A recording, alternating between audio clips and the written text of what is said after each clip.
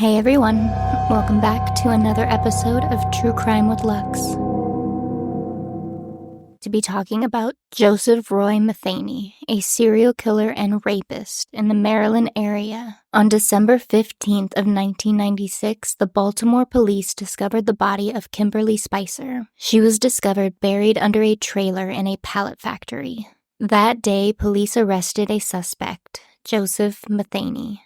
He had actually been living and working at the factory during this time. Not long after his arrest, police realized that he was actually connected to other murders in the Baltimore area. Now, Joe Metheny was born on March 2nd of 1955 in Baltimore, Maryland. His parents, Audra Earle and Jean Metheny, had 6 children together.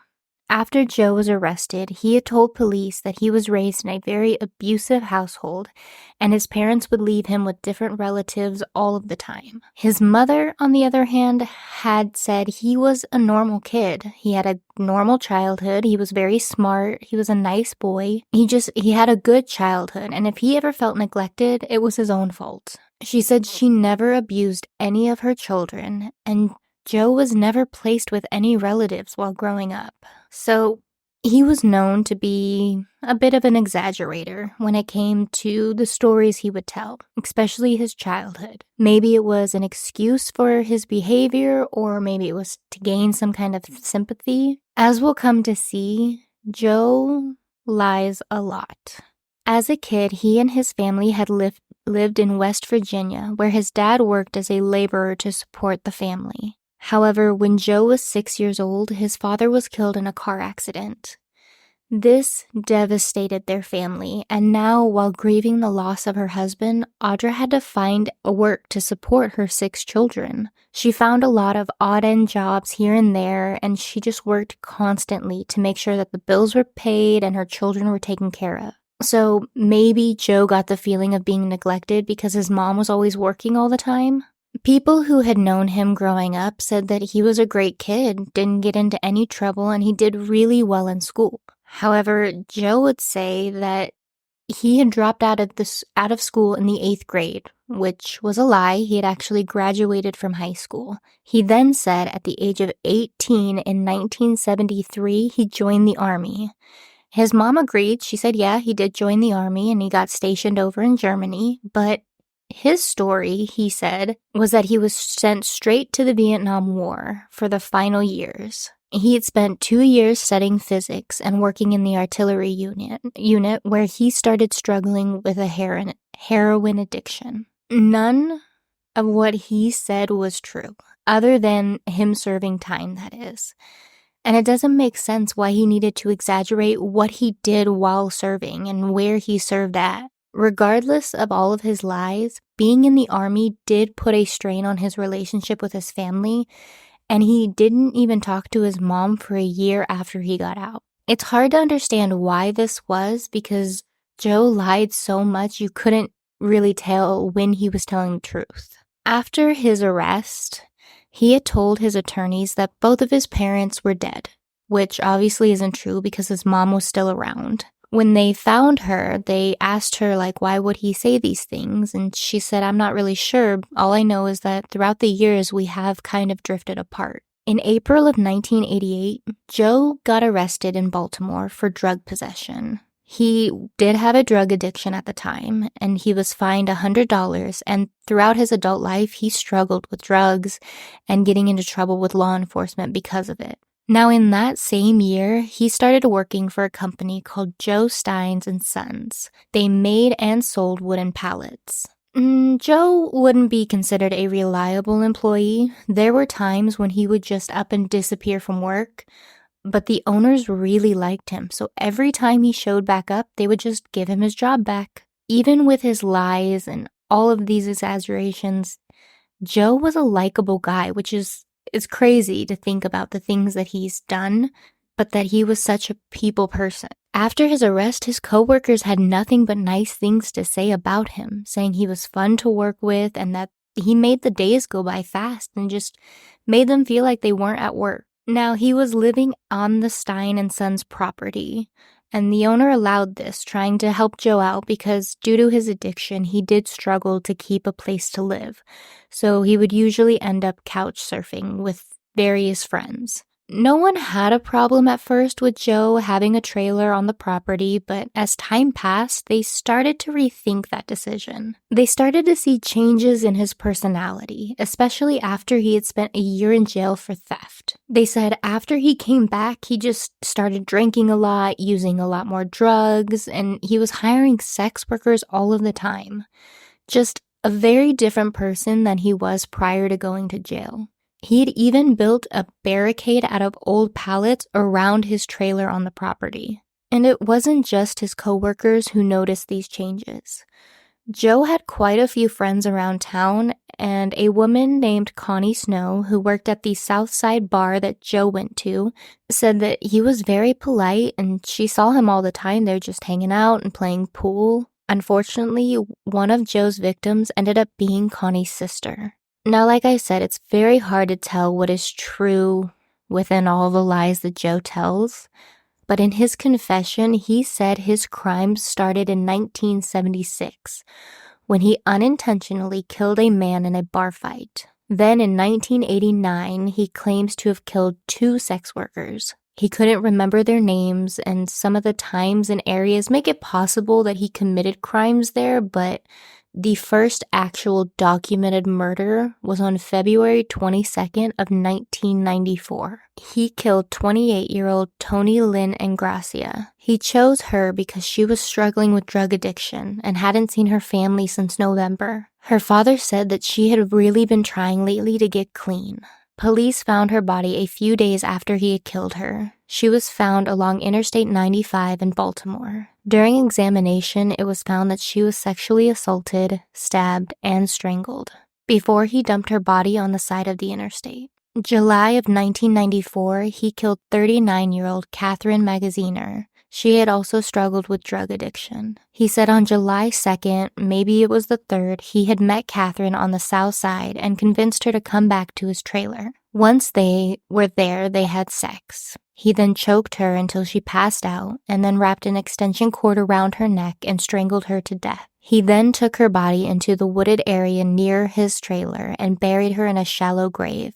He said he then went through her purse and took the money before taking the purse and her clothing into the woods and burying them. He said he went back to where he had buried her several months later and removed her head. He put it in a box and just threw it in the trash. He never explained why he decided to do this.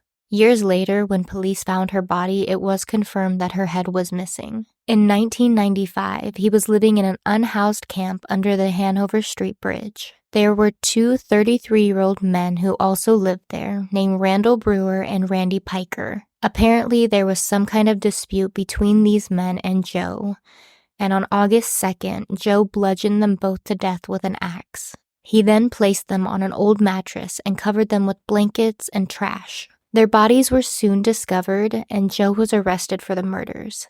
He was tried for them, but in July of 1996, he was acquitted due to lack of evidence. Later, after his final arrest, he did confess to killing these men, saying he had heard a rumor that one of them had $300. He also confessed that he drowned another man while living in the camp, but there was no body to actually know if Joe was telling the truth. On November 11th of 1996, 23-year-old Kimberly Spicer was in an argument with her mother over her drug addiction.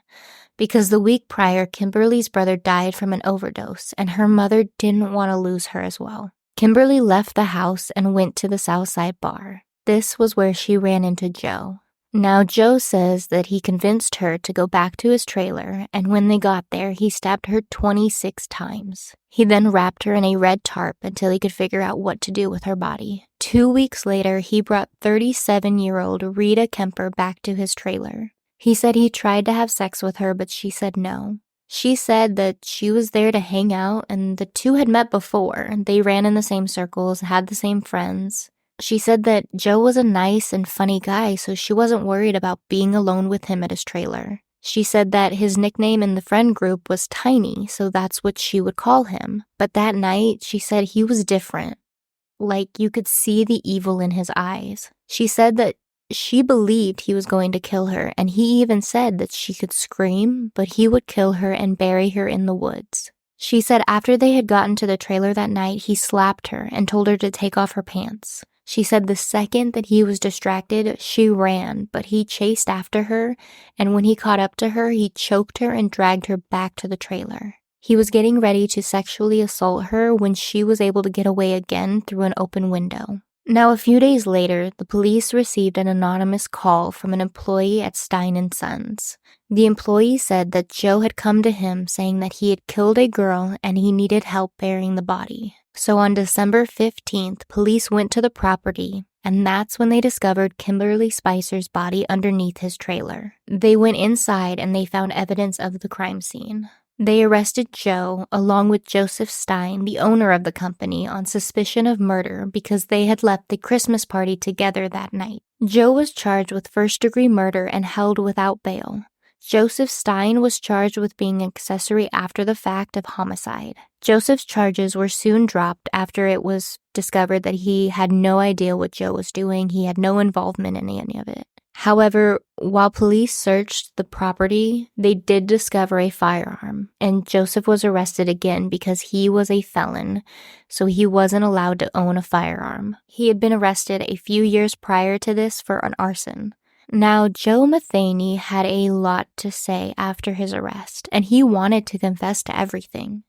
He told them all the murders he had committed and told them where they could find Catherine's body in the woods. He confessed to about 7 to 10 murders. Because his stories kept changing, the amount of people he had killed also kept changing. At this time, investigators could only prove that he murdered Kimberly Spicer, Catherine Magaziner, and Tony Lynn Ingrassia. He was also charged with the kidnapping and assault of Rita Kemper. During his interview, he said that he was planning to kill Rita, but she got away from him. Now, when the news of his arrest got out, people were genuinely shocked to learn that the man that they found so charming and so funny was capable of such horrendous crimes. Days after his arrest, his defense attorney made a statement saying that she didn't believe his confession could really be considered a confession. She said that he was depressed, confused, and under a lot of medication during this time. She also said that any crime committed was done while under the influence of drugs, which is not an excuse for murdering someone.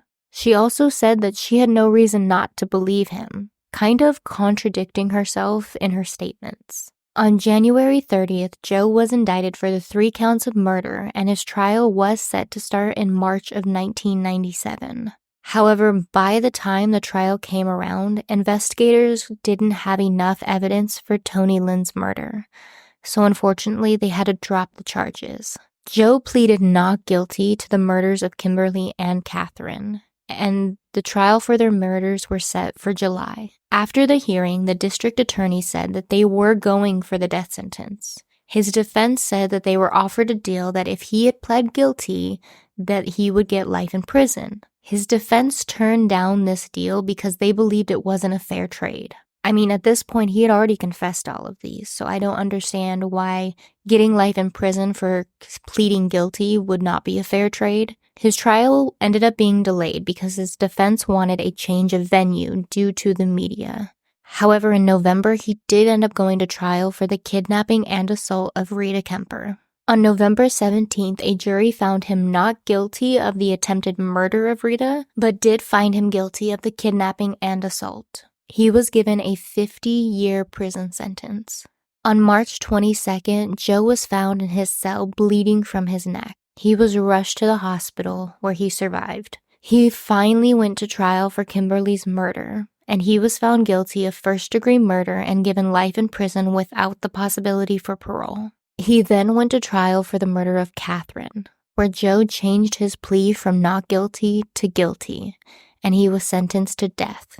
Now in 2000, his death sentence was brought in for review, and it was changed to life in prison.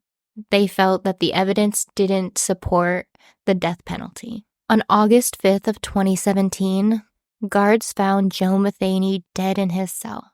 To this day, there is no information on how he died. Thank you for joining me today. I hope everyone has a great day and they stay safe, and I will be talking to you all next week.